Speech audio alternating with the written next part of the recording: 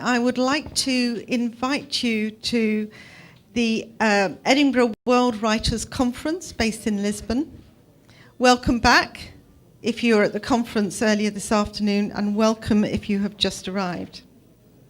This conference will be mostly in English, although there will be some Portuguese.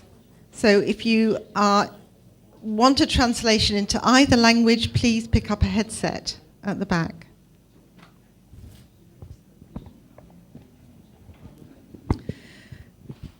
The Lisbon Conference is the 12th in a series of conferences that are happening around the world.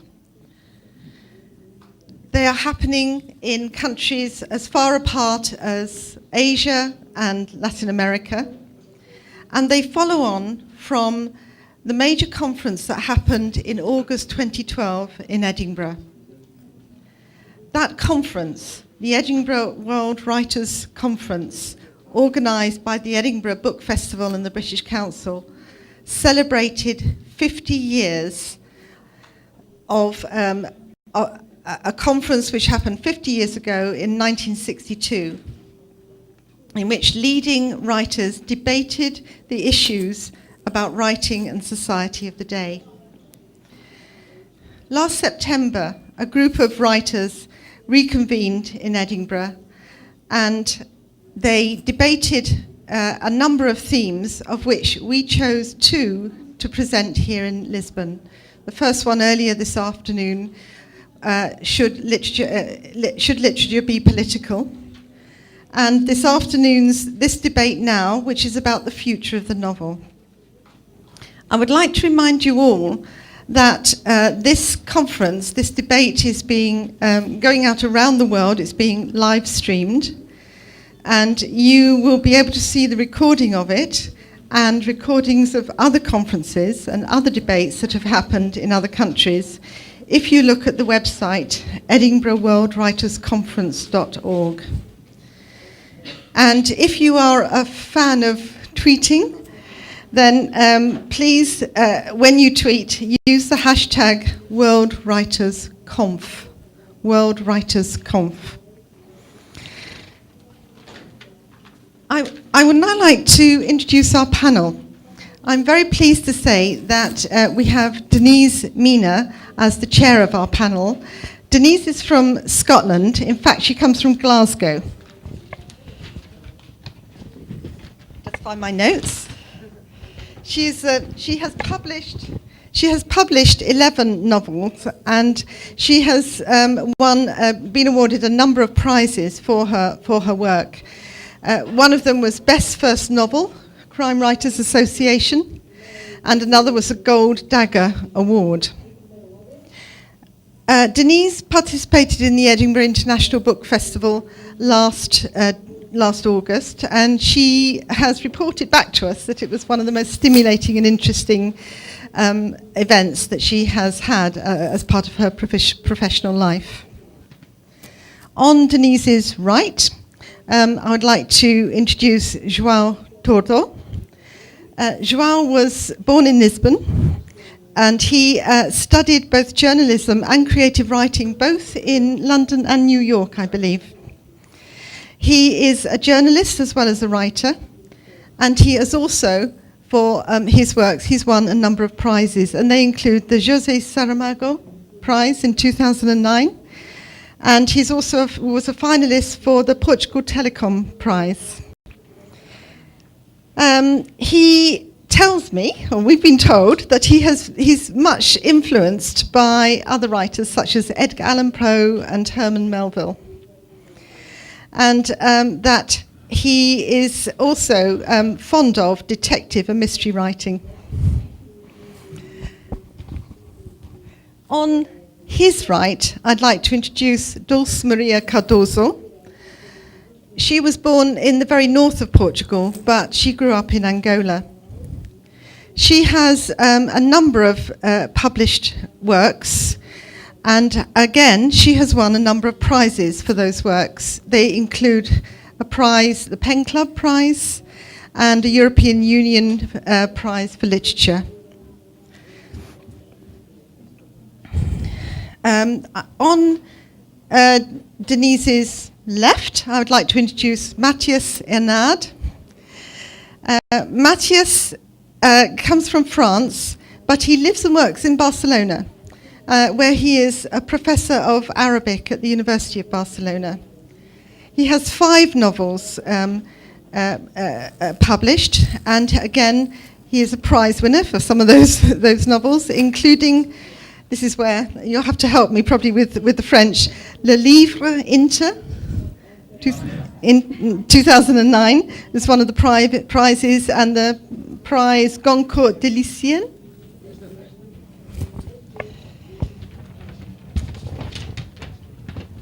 And finally, I'd like to introduce Rosa Liksom. Rosa Liksom is from Finland, and she has a fascinating CV because she's not only a writer, but she's a painter, and she works in theatre and video arts as well, so a very rounded cultural producer. For her works, she tells me that her works are published in many languages, and they include Portuguese. And she, again, is a prize winner, and they include the Finlandia Prize and the Nordic Literature Prize. Thank you very much. And I'd now like to hand over to Denise Mina to lead a debate on the future of the novel. Thanks very much, Gail. Thank you.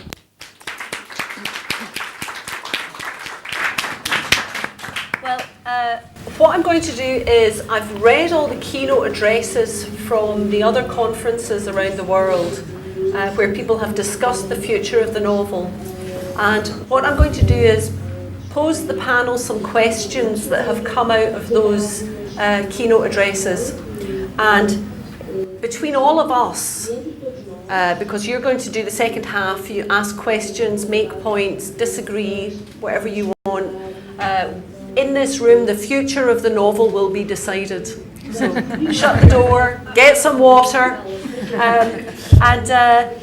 so we're going to talk for about half an hour, 40 minutes, and then we'll bring you in. And we'd really like you to speak. When you stand up to speak, can you wait until you have the microphone? Because the translators can't translate unless they can hear you. And my Portuguese is immaculate, but I'm trying to include a minority language group by speaking English. And also, can you say what your name is and where you're from, maybe what your interests are, but no autobiographies because we just don't have time. So I'll start off. One of the most interesting things for me, all of the keynote speakers have veered into this territory, and we all write in different forms on this panel, interestingly, and yet we all write novels. What is so captivating or special about the novel? And I wonder maybe if we could start with you, Rosa. When I think about the history of mankind, so people have always told stories, and it hasn't changed during the years. People still love stories, and I think that to write novel is the same as to tell a story.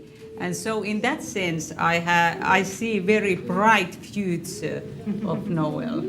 Because people need stories, and I think that today people need more stories than ever. But do you not write for TV sometimes? It's plays you write, sorry. Yeah. But why tell stories through the novel form? 320 pages to 520 pages, very tight. I think that the one of the main points is that when you read a book, so it's a very intimate situation, and your relationship to the story when you read it alone is very personal, and that movies and TV can't never do. So it's the situation when you meet this story. And also, it's so private situation that it's a person have freedom to feel all feelings. what she or he can't feel when she's looking at TV or looking at sitting in movies, cinemas. So I think that this relationship between the book as an object and the reader is very important. But the book can also be in another form, not as a book, as an artifact. Brilliant. Matthias, what do you think?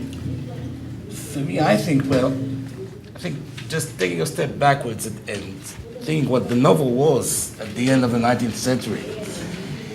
And we can see that the movies and now the serials on TV have taken a part of what the novel was. I mean, between these stories, now what would Alexandre Dumas be, for example? No? It would be a screenwriter, playwright, or he would write for television. And that, on the one hand. On the other hand, I think now, after the 20th century, we have such freedom in the form of the novel that the novel can be anything. The novel can even be without a story or with many stories. It can be non-fiction, because we usually tend to say that novel is fiction, but there are many non-fiction novels. What to do with a wonderful author like Sebald, for example. He didn't write almost fiction, but he wrote novels. And I myself, I usually write real stories, I mean non-fiction novels. So nowadays the novel can be really anything. So it's really a free form of total freedom, even freedom of speech and what kind of language you want to put in. For an example, there are some paragraphs in Arabic in my last book, or I mix Spanish, French, English at times. We're living in this strange moment where a novel can be anything. It's really totally free form, and at the same time, I think it's on the decline. We are writing less novels, or many more, I don't know, but probably less than we should do, or maybe less, not so many novels as we would like to read, or many of the books that we see on the bookshops are not really the books we would like to see there. And so we are this really strange time where I think television has got a great part of what was fiction, and was that part of the storytelling of the novel. But on the other hand, we are so free that we can do anything. No? So it's a little, at the same time, contradiction, but also really interesting moment. Is there a parallel, do you think, between the introduction of photography and the effect that had on painting, where TV does the narrative-driven stories, and painting becomes more abstract in the light of that new technology? Well, if it was to be that way, then it would have happened maybe 100 years ago. But no, I don't think so. Maybe you can relate that to beginning of the 20th century, how the novel changed with let's say, Ulysses, or the formal changes of the 20th century. And maybe that was the reaction of the beginning of the movies and the other way of telling stories. But nowadays, I don't see that. So maybe the internet has something to do with that. Maybe the future of the novel lies in the internet. Maybe that will change definitely the way of writing and the way of writing stories. Something I love to imagine, like an all interactive and complex novel, which I wouldn't have to write because the readers would write. That would be the main point. But I don't know if it's about to happen. Maybe, I don't know. What do you think? What do you think is uniquely? Why do we still write novels, given that it doesn't pay most people to write novels? It takes maybe 6 years to write your first novel, Right. and it's such a particularly tight form. I always think. It is a tight form, but I think that what Matthias was saying was very smart. We come to an age where when novel has no definite form. So what's interesting is looking back through the ages, you see Shakespeare and the telling of stories. Shakespeare did almost everything, so he left nothing for us. And our job is to find new forms of telling old things, right? But the novel might, in some respects, be almost formless. I mean, a writer who writes today as writers did back in the 19th century is out of his time. See, so there's no point on thinking that the big old novel is something that's in the past, and the future holds no ground for a novel, because that's not true. A novel has changed, and thank God it has changed, because forms have to keep adjusting to reality. I'm not sure about what the internet can do to novels. I think it's going to sort of diversify, but at the same time, it might destroy the classical way we look at things. And I honestly would not like to have a novel written by say 100,000 people. You know, just put an idea there on the internet, and now you guys write a novel. It seems sort of lazy. I don't know. That's what it strikes me as a bit lazy, you know. But sorry, you asked me a specific question about the. No, ramble. Feel free. Oh, to ramble. ramble. Oh, okay. Ramble. Go on. I'm good at rambling. Go for it. No, Okay. I'm not too much. All right. So that's what I think. It's. I mean, my personal life is also very interconnected with my specific novels, and that's something that's back in the 19th century you probably couldn't do because that wasn't considered a novel genre. That would be autobiography or a memoir, etc. My latest novel, for instance, has to do with the fact and quickly explaining. I was born sort of out of 3 twins. So triplets, and my twin, who is exactly the same as me, he died after 6 hours of birth. So my latest novel sort of has to do with this fact that happened to me, you see, and I can still write a novel and not call it an autobiographical novel. Mm-hmm. You see, it's something that I've been through, but I can fictionalize it. Yeah. You see, and this in the 19th century would just be considered something weird. So why the hell is this guy writing about his dad's twin? You see, so the form of the novel has changed, and thank God it's changed.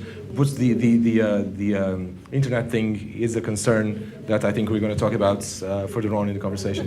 Yeah. Dulcie, what do you think is unique about the novel that we keep writing novels? Eu não acho que haja particular. I don't think there's anything special about novels. I think there can be a lot about fiction. And contrary to what Matthias said, I think that when we write, we are always... Se esteja a falar realmente do que nos aconteceu, estamos a ficcionar, porque escrever não há melhor maneira de dizer uma verdade do que mentir, porque a verdade, na maior parte das vezes, é longa, tem muitos pormenores, é muito entediante. E, portanto, a tarefa de um escritor é exatamente essa, é a de mentir para apresentar aquela verdade ao leitor. Portanto, eu acho que estamos sempre a falar de ficção. Always talking about fiction, and fiction is very important. And let's talk about the difference between Israel and Palestine. And he said that he had in his favor fiction. Palestine had not been able to create fiction. So a country that is not capable of creating fiction, in this case a country or continent, is condemned to die, because fiction is a way of becoming sublime. It is a way of reaching a different level. That's why I'm very optimistic. I don't know about the future of the romance. I don't know. It's not even a topic that is very interesting to me. To be honest, I have written 4 novels. There are critics and members of the academia who say that if the novels weren't signed, they would not recognize them as mine, and I accept it as a compliment because they are very different in structure among themselves and language as well. And what I'm interested in is finding the language for that moment, for what I'm talking about. So the way, what has changed is not even interesting to me. Now the fiction and this way of reaching a different level, that is very interesting to me.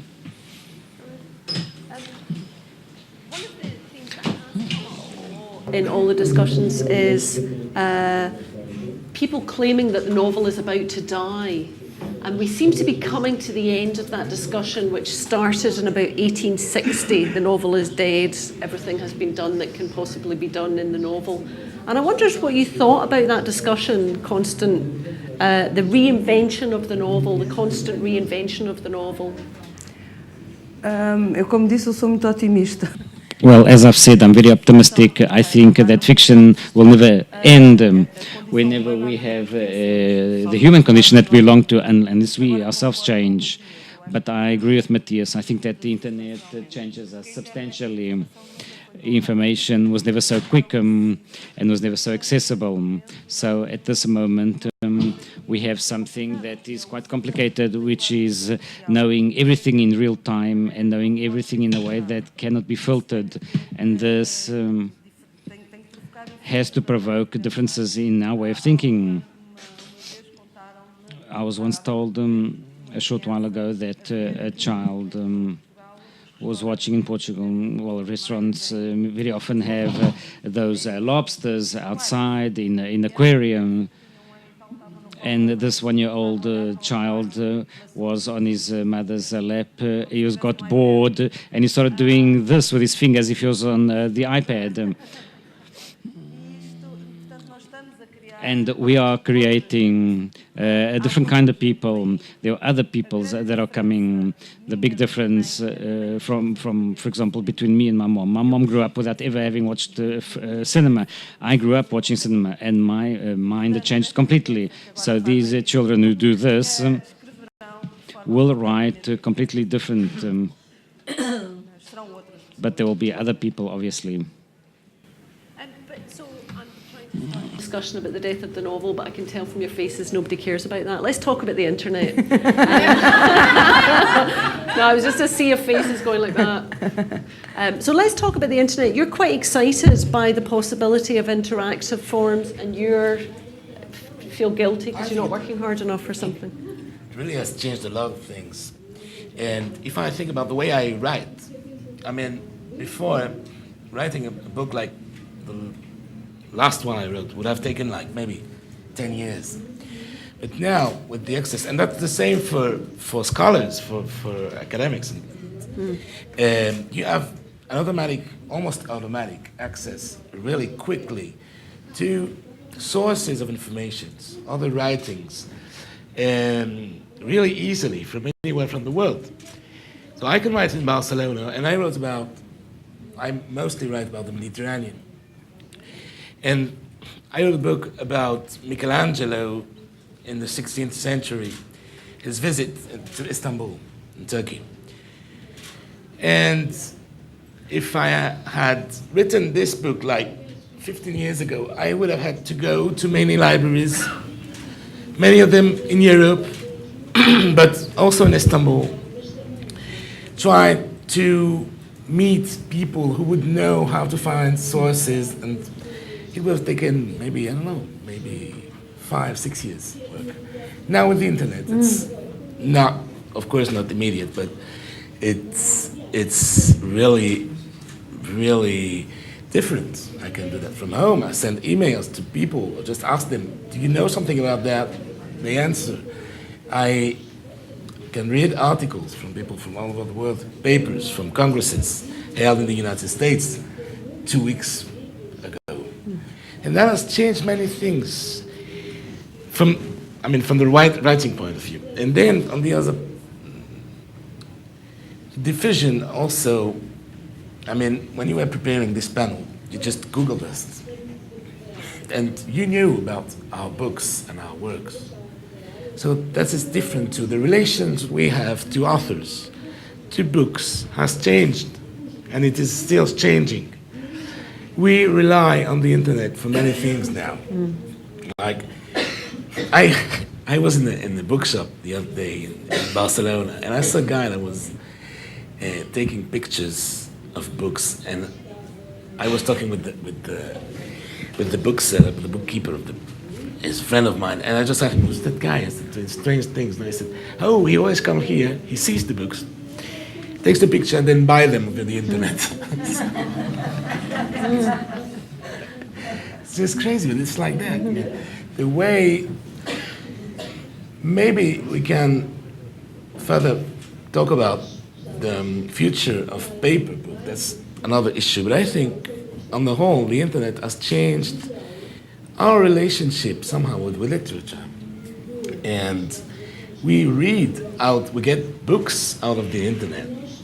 We get information about authors out of the internet. And we get to write books with information coming out of the internet. So that's, for me, it's really changed the way I react or I interact with literature. If I think about my first novel, it was written almost handwriting and without internet, and was a completely different job.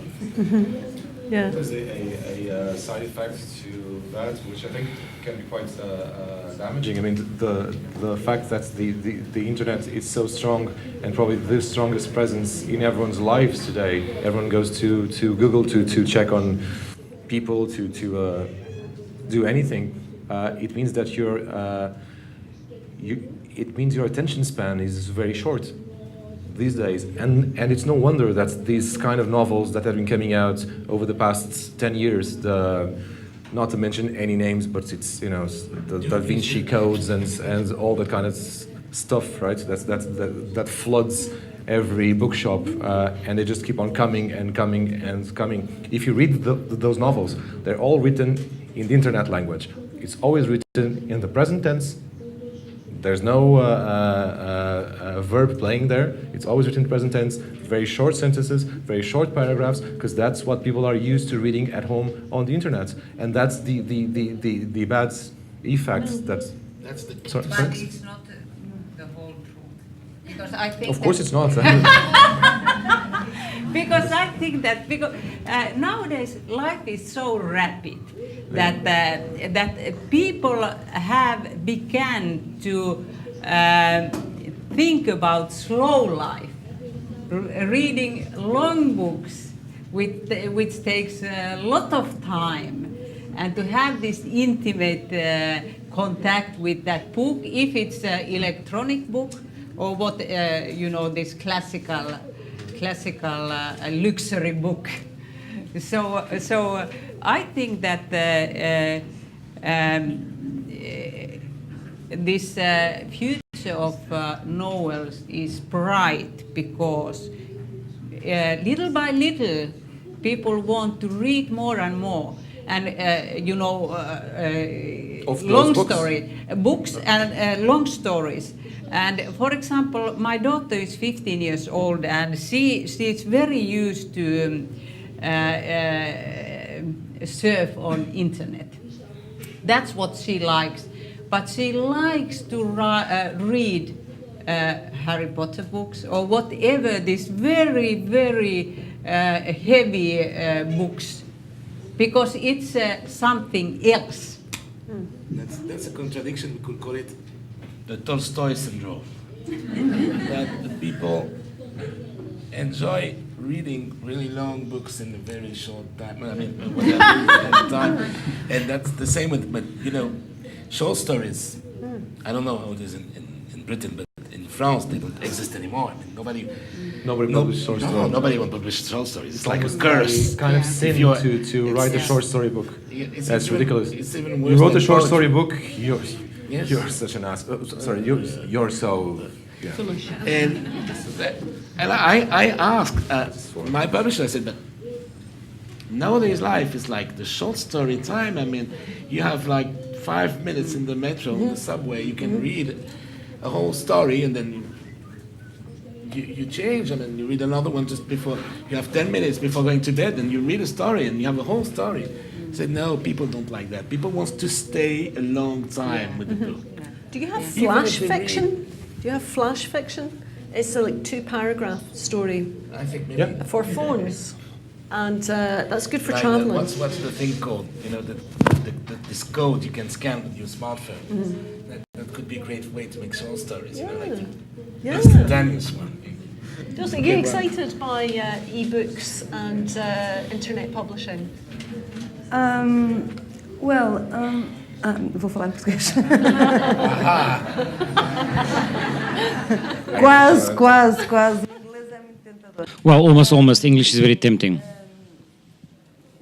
Eu não sou particularmente, não estou particularmente I'm not particularly interested in e-books, que é uma fatalidade, ou seja, but I think it is a fatality. We are not going to stop having them.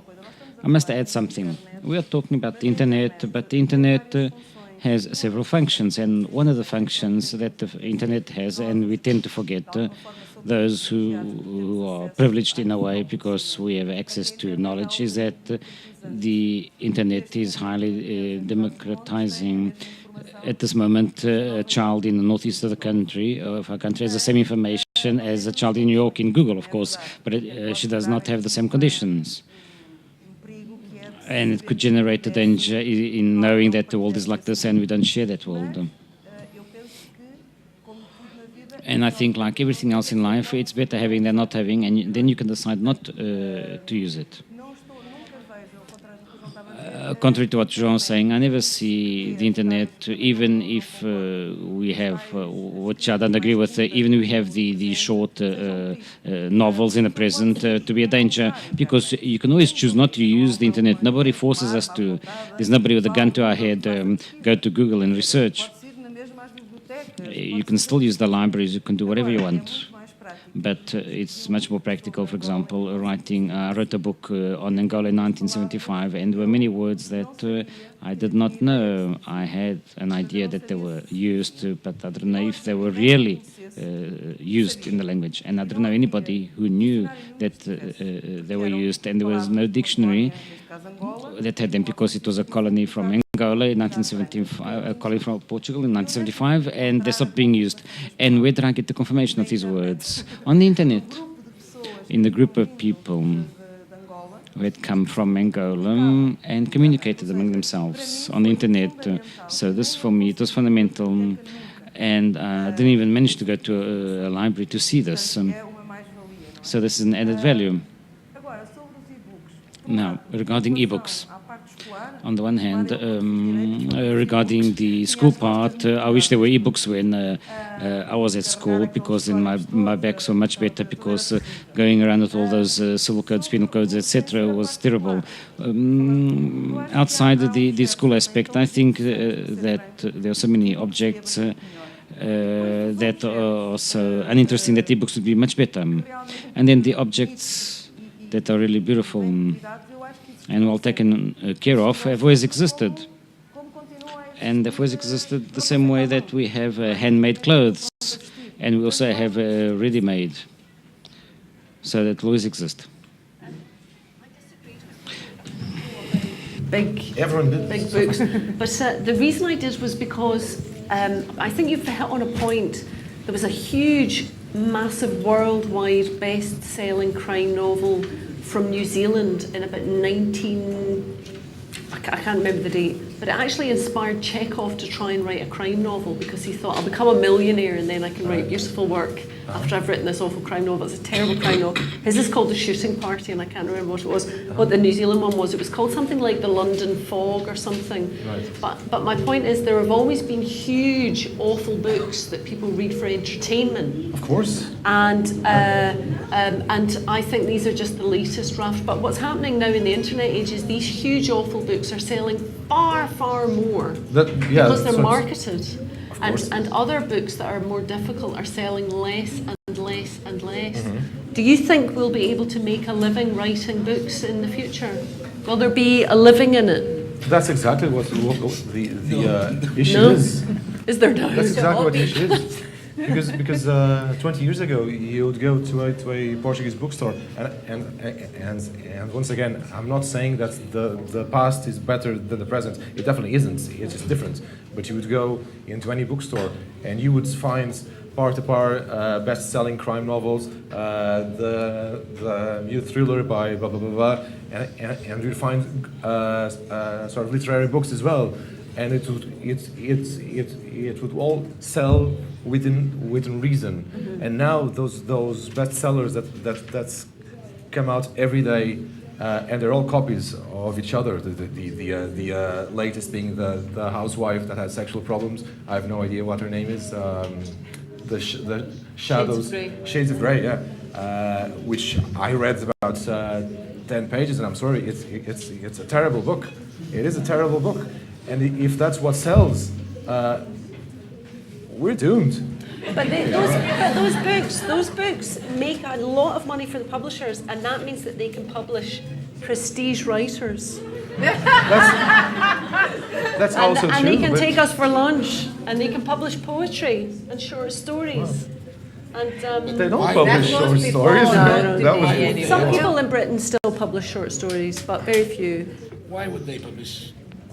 I mean, why would they at the end publish short stories or novels or poetry that don't sell? To show off to other publishers. They do. Most of us don't make any money for them. But these big books, they get a big book and then people, well, I don't know what it's like here, but people in publishing in Britain are people who love books. They're not working for Gap and then going to publishing. They're people who love books, and readers are people who love to read, you know? And booksellers are people, they don't want to sell rubbish. They want to sell something beautiful. Yeah, but it's also a question of marketing. It's the number one question, because if our books are very well marketed by the publisher, so they will sell a lot. But our books are not marketing by publishers. They will get the money to market those silly books, and it's the question of values. I can write silly books too. I mean, I can too, but I don't want. But that is just ask me to. I mean, could you do it for 5 years? It's all in the present tense. Not it's very easy. Yeah. All in the present tense. But it's all about selling your soul to the devil. Did you do this? You couldn't. You're not a writer because you want to make lots of money. If you would be a banker if you wanted to make lots of money. Yeah, but it's question of this that we have to say. We have to, as an authors, we have to be part of selling our own books if we want to sell them. So we have to go on the stage and speak about our books and so on. It is the only possibility because the publisher is doing nothing, so we have to do it nowadays. That's true. So we are mercenaries. yeah, that's right, and that's what we are doing here also. Is that new, do you think? Do you think that's new? Writers having to be performers as well. Oh yeah, that's something I've faced since I started publishing. I published my first book in 2004, and by 2005 or 6, I was already doing public schools, libraries, and all that, and I haven't stopped since. So I guess most of my time is spent actually talking about books to people or to young kids, etc. And that's the dangerous thing, me talking to young children. Because honestly, it is. I've been thrown out of some schools because I said things that weren't appropriate. But I mean, that's my job. I spend more time talking to people and being a sort of performer of sorts than actually home writing. You see, and I kind of think I wish the that I could have been born back in the 50s, where I could actually stay home, write, and someone else did that job for me. See? Yeah, that's right. It's kind of embarrassing because No, you can't do it. You've got to do it because. Would you? Are you happy as a performer? Não, quer dizer, eu acho que Well, I think that the issue of living off literature art has always been difficult. This is nothing new, not at all. Some time ago, I was invited to go to the Color School Penkin Foundation because of the e-book issue, and there was a meeting of many people, all connected to this our world, this world of ours, and they were saying that now writers will have no more money. Well, that's something completely new to me, because nobody ever lived off literature. I don't know if you've realized it, but we've never made a living from literature. So all you have to do is make sums, 10% of the cover price. You see how many numbers per copy. It's less than the minimum wages. So let's not fool each other on this. I don't think this is just a new problem. And I think that, well, I apologize for us being here and we're being very prejudiced with other people's books, and that's what harms us a lot. It's because when we have a meeting, the so-called serious ones, we spend so much time saying, well, the others that we don't care about, etc. Let me tell you just a very short story. I decided to be a writer from a very early age because I came from Angola in a very difficult situation. And I didn't know. My parents didn't read fiction, my teachers didn't know what course I should take to be a writer, and I was very much confused. And at a certain time I had a brilliant idea. I took a typing course. Well, I took it, didn't make a writer out of me at the age of 14, and then I decided to go to the library to ask for books, and this is really true. And I got to a library without a guide. I looked at the shelves, and all of a sudden I heard a few ladies crying, literally crying, because of a book.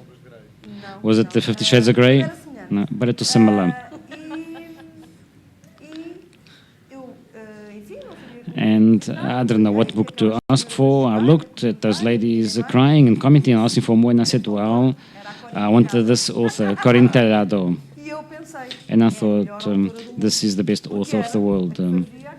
In the world, because she made all those people go to the library to read and cry, and I read everything of Corinne Tellado. I asked for her books one by one, and her problem is because it was too short, and it made me go to the library very frequently because it was far. And one day I thought, well, since she's the best author in the world, and this is, I want to be someone like her, I'm going to take this one, which is a bit thicker. And I took Dostoevsky home, and I had no idea who he was. Much worse than Corinne Tellado, like Flaubert, like all the others who followed. And this meant one thing: it did no harm to me to read those books, nor do I think that it harms people to read them. But I think that the people that the market doesn't answer to, and many authors, unfortunately, don't answer to people. We have a case in Portugal, José Saramago, who's a Nobel Prize winner, an excellent author that the market responds to. He worked well in the foundation, is very sound, but very often they don't respond, and there we have the problem. Art cannot depend on the market, but that has nothing to do with the other people's idiotic books. It has to do with cultural issues. I tend to agree with you, but I've read crime novels and detective novels all my life, a genre that was considered minor in Portugal until recently. So I've always loved crime novels and detective novels. Never had any sort of prejudice against them. But romance. Sci-fi, I have to say, it was sci-fi. But these are marketing distinctions. They're not about the work. Because what would be described as autobiographical now, you know, 100 years ago would have been something else entirely. What's described as a romance novel now, what's described as crime now would have been described as a political novel in the 50s. Of course, yeah. You know, if it had a gay person in it, it would have been some kind of alternative lifestyle novel, and now it's just, you know, a romance novel. No, I think a writer earns So his... but artists shouldn't get caught up. We should see making things and then selling things. And if you want to live full time, you have to sell things. But that doesn't have to impact on what you make necessarily. But I think we should see them separately. Yeah. A arte não pode depender do mercado. Art cannot depend on the market. It's a problem of cultural policy. In other words, the fact that it's not even with this idea that we must promote and then we can live off of books. It's not true. Obviously, we get more readers, but it's a condition, a necessary condition, but it might not be enough. In other words, it's not by promoting a lot that we sell a lot. What is in question at the moment here and in Europe, I think must be discussed as an idea of Europe is the cultural policy. It's the cultural creation and the subsidies. There's a terrible word for others, for those who are reading. Nobody knows how we live while we are creating. It is that word that is the magic word, how to support creators. And that is, when we are together, we should try to deal with, quite honestly. Fantastic. I'm sorry we've taken up some of your time. Now, if you would like to speak, if you could raise your hand, someone will come with a microphone. Please say your name. And if everybody keeps their comments or questions to the panel short, we could get lots of people in. That'd be great. Hi, I'm Keith Ridgway. I'm a novelist. And I say this as a novelist, but it often seems to me that the last people that we should ask about the future of the novel are a bunch of novelists. And I think a much more reasonable group of people to ask about the future of the novel would be a group of readers. And I know that when I'm asked the question as a novelist about what is the future of the novel, I feel a great deal of anxiety and confusion, and I don't know how to answer. But when I'm asked as a reader, I have a much sort of sharper instinctual response, which is that I want to read better novels. And we've talked very interestingly about the reasons why the novel might be in ill health. But when writers talk about that, we always sound like we're blaming everybody else. We're blaming publishers, we're blaming readers, we're blaming other writers who sell more than we do. That is who's to blame. It is, well, maybe. But it seems to me that the only thing we can do to try and improve the future of the novel is to write better, write more interesting books, and kind of stick to our task. And not forget that we are, and we all started as readers.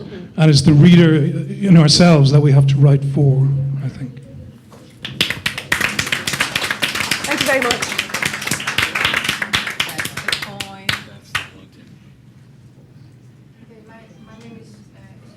Is it on? Okay. My name is Auli Leskinen. I'm director of Finnish. I don't think it's on. Okay. 2 seconds.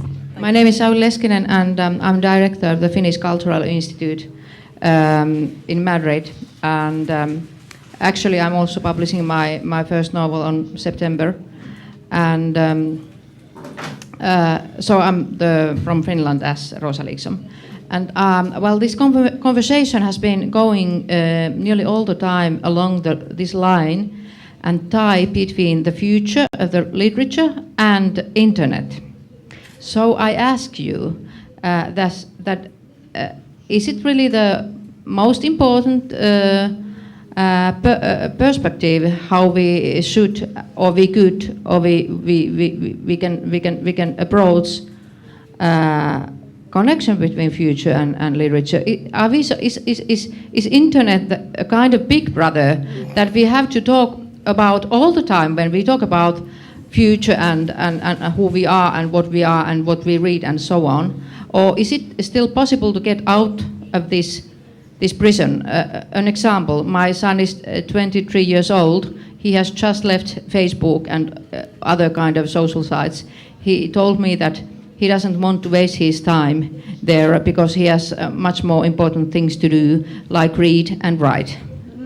Thank you. Fantastic. This was the question to you. Yeah. all.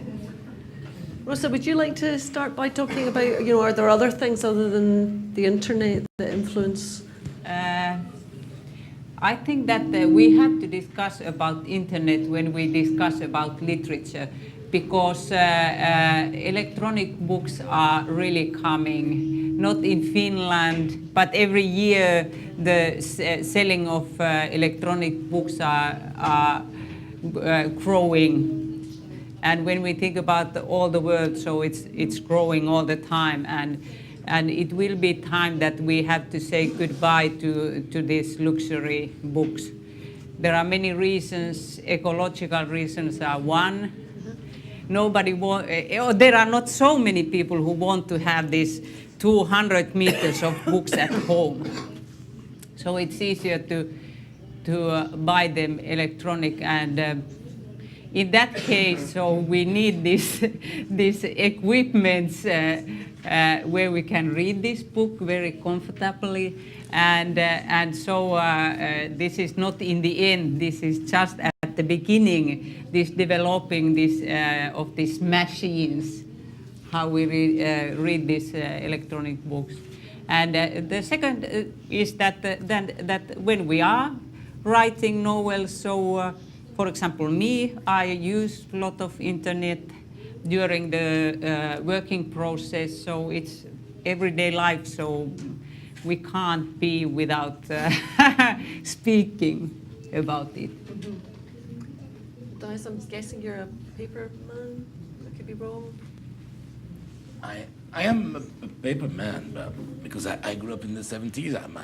My books are in paper, and I love books. I have thousands of them. But also, I enjoy reading electronically. It's really useful for weight, for many things. Also, many texts are not available in paper, but you can get them. E-books of unpublished things or out of print books too. So. But I really don't know what I think about that as professionally wise. I mean, as an author, I don't know what the future of that job, because at the end it's my job, will be, and will that depend on how things or economical circumstances change around me. I mean, how much will this electronic book change the whole book market, for example? How will we get paid, for example? Well, I know on the contract what my rights will be, but I don't know if I will sell the same or more or less, or if it's going to be totally different or not. Do you know what your rights will be? Sorry, I was just going to say, do you know what your, I think my microphone's going off. Do you know what your rights will be as a reader? Because you don't own those books, you only have a license to read them. George Orwell's 1984 was released by Amazon without having copyright permission, and the estate of George Orwell sued Amazon, and the next morning everyone who had a Kindle woke up and they no longer had 1984 on their Kindle. So you don't own them, you can't give them to a friend, and you can't pass them on to your children because the license is only to you. Because I think a lot of readers don't know that they don't own that thing. They just have a license to be able to read it. Sorry, you were going to say? No, it's fine. I was actually going to ask Keith. Keith, you're Irish, I presume. Yeah. Yeah. Okay. I sort of heard what you said, and I completely agree. Writers should be writing better books and thinking about what they're doing. Okay, instead of thinking of what the market is, of what other writers are doing. But the problem here is this. I mean, I make half of my yearly salary selling books. You see, and it's getting more and more difficult as the years go by to get my books placed in the proper places at bookstores so that people can see them. Why? Because the bookstores are flooded, and literally flooded, with these novels the ones we've talked about already. You know, those kind of literature that we talked about. And so that's why I brought the point, you see. I mean, it's not about money. Of course it's not about money. But if your yearly salary depends somewhat on selling books, and somehow you can't get your books there because editors are crazy about these novelties, these shades of gray, etc., that are number 1, 2, 3, 4, 5, and 6 on the top sellers, it's getting more and more difficult. And of course, it's a concern. Of course, I can just stay home and say, okay, I'm just going to write the best book I can, which is actually what I try to do. But then I can't get the book out there. You see, even if my publisher is doing very well here in Portugal, other writers suffer even more. So it is a concern. You see, and that's why I talked about it. I will also answer to you about this to be an author. So I published my first book 30 years ago, and I think that it's not a big deal to write a book. It's not so complicated, but the most complicated thing is that you be better writer after every book. So that is the real task.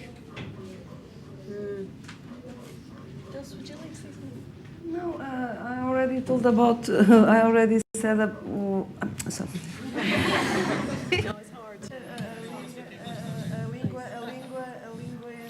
Well, the language is really complicated because we are listening to things in one language and we tend to answer back in the same language. Well, as I've said, maybe it's a very personal vision. On the one hand, I don't have this experience. I've always known that, for example, in the Portuguese case, the number of copies are very low, and dividing this, as I said earlier on, it's less than the minimum wages. So I continue believing that the solution has to be not depending on the market. I've said it a few times, and I continue saying it. And pertaining to the internet, well, this is marvelous what I heard. Your son has the option of not being on Facebook anymore, the same way I have many options. Very often we spend more time being against than in favor. And the idea of building, of constructing something, we have all these bookshops that are full of books that are not interesting for us, but they're interesting for somebody. And when we make our own bookshop at home, our own library, we have our own criterion, and we have to accept and understand and do something different. For very long, I wrote novels that are more or less the same in terms of quality. I'm not ashamed to say that there was one novel that I wrote that then got an award that during the first 6 months it only sold 57 copies. Then 57 copies, I got the reports on it. 10%, well, I wasn't sure if I should buy a car or have a long trip. Then I wrote a novel that I thought was going to be quite bad, which was about the people coming back from the ex-colonies that were very badly treated. And I published this in a small independent publisher. And all of a sudden, by word of mouth, it started selling a lot, like hotcakes, and it's still on the shelves. So I cannot avoid it. Neither the failure of one or the success of one keeps me away from thinking that we cannot depend on the market, because I don't know when I'm going to repeat one or the other, and I don't want to work for that. We'll come to you next. You just know, and then we'll come to this lady. Hello. Sorry, I'm Rachel McGill, I'm a writer. I just wanted to ask a bit more abstractly, really, around the question. Is what's important about writing a novel to you the kind of story you can tell in a novel, or is it the kind of market you can get from a novel by writing a novel, and the way you can reach people by writing a novel and putting it through publishers? So if you imagine that you write your next novel and all the publishers in the world say, actually, we're not publishing novels anymore, we've stopped, there are no more novels, would you then try to get your novel out into the world however you could, or would you turn your story into something else that can get into the world? Put it on the internet. There you go. self-publishing? I think there's something really unique about the shape of the novel, actually. In the same way that there's something unique about the shape of a sonnet. I think there's something about it. It's usually a 2 sit-down read. You have to read it and then you have to leave it and then go back again. I'm thinking about someone like Graham Greene, who always wrote short novels because of paper rationing. That's why his novels are that size. And they're about, for me as a reader, they're about maybe, there's maybe 15 pages at the end that you never get to read before you have to go and do something. But there's something about that. It's like a double baptism. You're immersed and you come out and then you're immersed again. So I think I would always write novels even if it wasn't making money, because I think sometimes writers pretend that they have a choice about what they're writing. And it's really, a lot of us, it's a bit of a compulsion to engage in narrative or engage with language in certain ways and in certain forms. I don't know what the others think. They agree. You agree? Oh, absolute No, consensus. yeah. Oh, good, thank you. Yeah, there's markets and all these conversations, and then there's writing, and writing has to be or should be completely separate from what the market thinks and from what your audience wants. I mean, if you write according to what your audience wants, then you might as well ask them, okay, so what should my next book be about? And do a poll on the internet, and everyone decides, and they can write an all for you. And going back to your first statement, so I mean, when writing, you just have to write because you feel the need to do it, to engage in fiction and to engage in narrative. I mean, I don't really care while I'm writing about what my readers will think of my novel. I don't absolutely care. Really? No. Get out of here. No, I don't. I don't believe that. No, I don't. I believe. No, I don't. Do you? Really? not. Do you feel the same way? Yeah. I'm writing because I want to tell that story because I had to write. But you never imagine people reading. You just. But why are you writing? When Why it's aren't you just published, thinking yeah. it then? Why are you going to all the trouble of writing it down and getting the Because I facts love right? to do it. No. Why are you It's my looking up passion. facts? But why are you looking up facts if you don't care whether anybody? If I heard a writer, she said to her agent, I don't want to do publicity or interviews. I don't want to do events. I just want to write. And she said, I don't care about the public. I don't care about reviews. And he said, well, No, why that's don't you different. sit in a cupboard and just think it then? why do you? Yeah, it's different. It's different. Yeah, why do you publish at all? That's Yeah, because it's so that difficult. doesn't make any sense. It's so difficult. So when I publish a novel, I obviously want to do publicity, etc., and I do everything in my power to present that novel. But while I'm writing, in the act of writing, Oh, I see. I'm not thinking about the audience. I'm thinking about this story is very important to me because there's a question I need to answer through this particular story. And so I'm not thinking about the person who's going to read it because my first reader is always my editor. And so I mean that's the first big blow there. But of course I worry about how the book is going to do after the book is published. Yes, of course. Someone who says that they don't care just shouldn't write at all, or shouldn't publish at all. If they don't care, just give it at home. You know. Maybe you meant when you're writing, you don't care about the audience, and I was thinking when you're publishing, you don't care about the audience. So, No. Yeah, so that's a No, different sorry. thing. Yeah, no, Okay. that's not. No, Okay, I it was a got that misun- wrong. I got that Okay, wrong. okay, it was a misunderstanding. Yeah. We are slightly running over time, but we started late. Now, I know some of the audience may have other things to go to. Is it all right if we take more questions? Are the audience too embarrassed to leave? You don't care what we think, do you? This lady here has a question. Boa tarde. Gostaria de voltar sobre esta questão. I would like you to go back of this issue depending on the market or not. There are a lot of questions involved in the cultural policies as well. If you do not depend on the market, do you mean that the writer must depend on the state?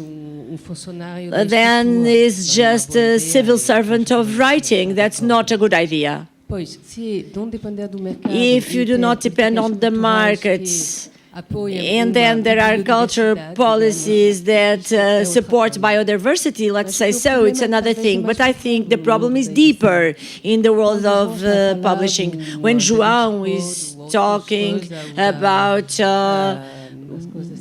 the sexual things of strange novels. It is true that we are in the world of diversity. Suddenly something pops up and it seems strange. I just went to FNAC, it's a French bookstore chain, and I felt like throwing up because there was nothing interesting. I was just looking at BD for children, and the aesthetics make you puke. So I saw the other book.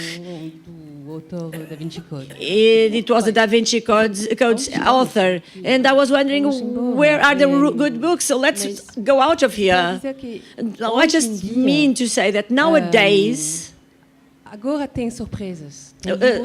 sometimes there are small surprises, especially with books that are not translated, because original language books are it's something different. So you should read a book that is not translated.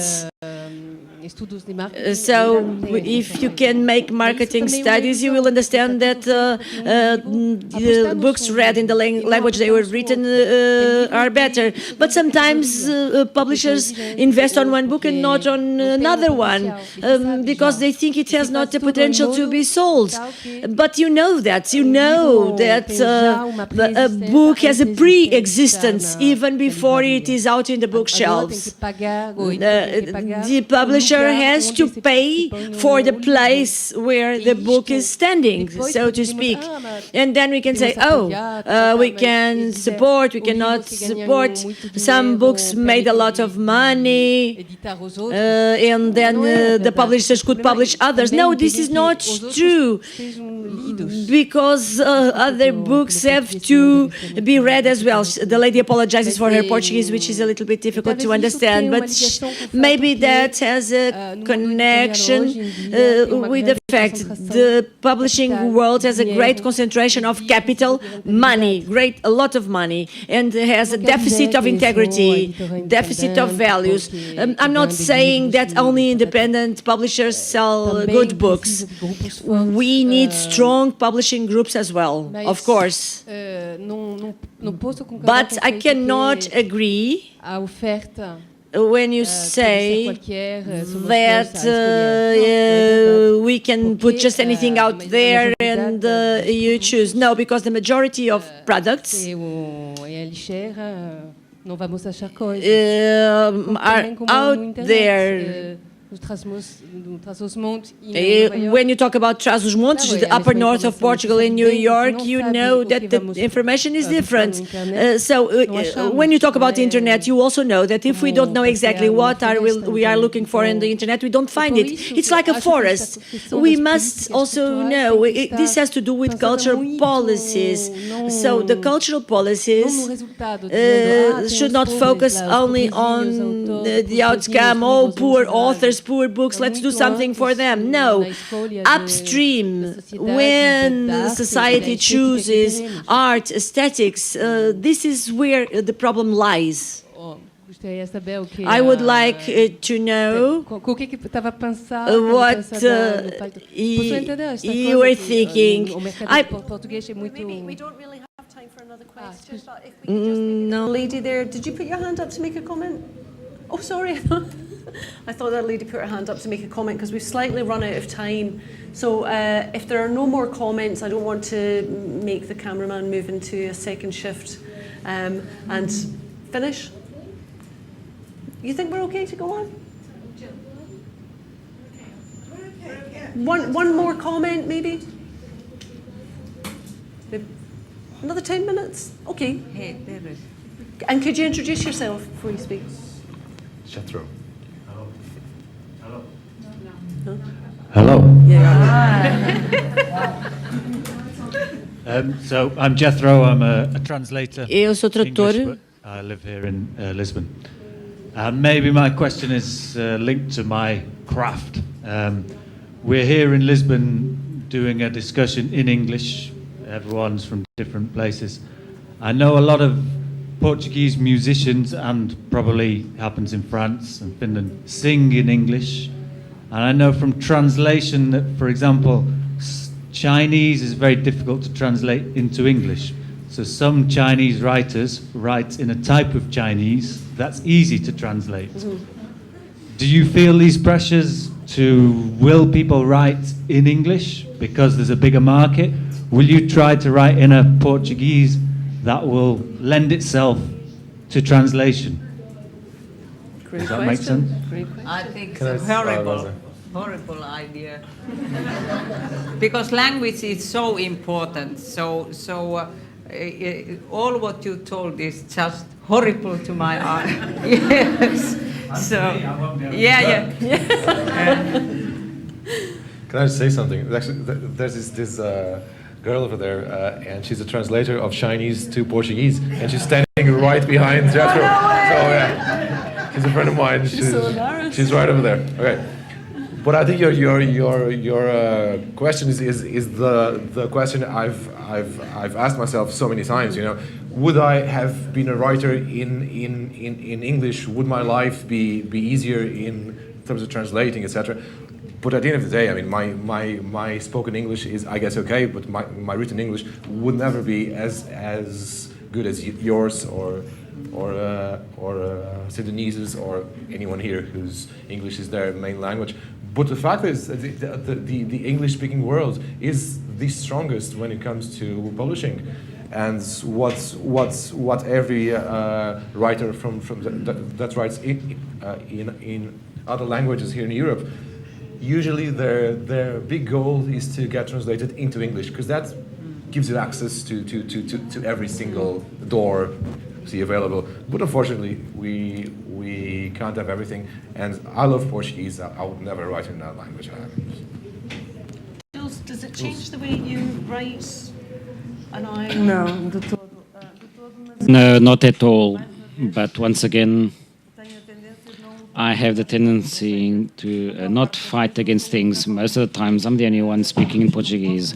Every time I can, I speak in Portuguese, precisely because there's a translator who has to work and has to be paid. So I like to create jobs, so to speak. So, in spite of me always speaking Portuguese whenever I have the possibility, I think that we cannot avoid a common language. Europe's problem, for example, is a problem of lack of understanding. We cannot read if we're not translated. We cannot understand each other. We cannot speak to each other. And we all know this. And then we all speak the so-called broken English that a native speaker probably doesn't understand. It's already happened to me. We're all speaking in English. And somebody from the UK comes along and asks, what language are you speaking? And the non-natives were understanding each other in the middle of our mistakes and different accents, and a native speaker was quite upset and quite worried, which is normal. And since I'm much in favor of equal opportunities, and this has to do with cultural policies, what I think English does is, well, there's a common language, okay, this is the proof, and places people in a massive inequality. So instead of everybody saying, well, we all have our own languages, Portuguese and all those vocabs, yes, we do, and we can maintain them. But the idea is to start right from the beginning as a child. Well, since it cannot be Esperanto, and English took over Esperanto. I prefer the Esperanto, but since it cannot be, then let it be English. But we should all be in equal circumstances. And obviously, because of this, those who write in English has a 50 years head start minimum. So those who start writing Portuguese has to go through all the markets up to they get to the big objective, the pinnacle, which is English. And we all know those who write. We have to be in a good publisher in France, Italy, Germany, in I don't know how many countries. They're only good to compose the people from Eastern Europe. And then we have English, and then we have the crown jewel. I would like this to be differently, but I don't do it like this. This happens like this, so we cannot deny it. But when I write, obviously, I don't think about English. Oh. Well, I translate into English in my and my translator is called Charlotte Mandel. She's from the US, and I think about her when I write, but I think, oh, that's a tough one. That's what? Por acaso eu tenho desculpa. So, actually, well, I think about the translation, not only in English, but Spanish, for example, because I write in French, but I write in Spain. So all my books are translated into Spanish.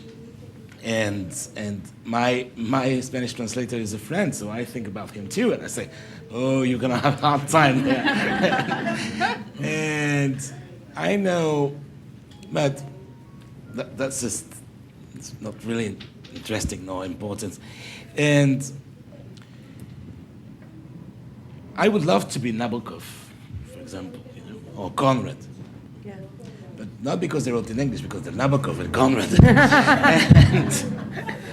But I think I have also American friends, writers, and they envy us, French or German writers, because we live in countries or societies where books and writers are really important. And we get grants from the state really easily. We still have press articles, book reviews, really important places into our newspapers every day.